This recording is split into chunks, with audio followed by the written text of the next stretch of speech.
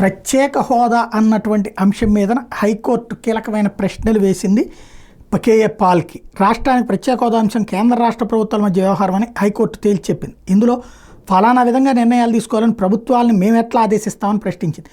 రాష్ట్రానికి ప్రత్యేక హోదా ఇవ్వకుంటే ఎవరు నష్టపోతారు, ఎలా నష్టపోతారన్న వివరాలను కోర్టు ముందు ఉంచాలని పిటిషనర్ని ఆదేశిస్తూ విచారణ డిసెంబర్ 11కి వాయిదా వేసింది. ఈ మేరకు న్యాయమూర్తి Justice G Narender, Justice T Chandradhanasekhar కూడిన ధర్మాసనం ఉత్తర్వులు ఇచ్చింది. ఏపీకి ప్రత్యేక హోదా ఇచ్చేలా కేంద్ర ప్రభుత్వాన్ని ఆదేశించాలని కోరుతూ ప్రజాశాంతి పార్టీ అధ్యక్షుడు కేఏ పాల్ హైకోర్టులో ప్రజా ప్రయోజన వ్యాజ్యం దాఖలు చేయడం.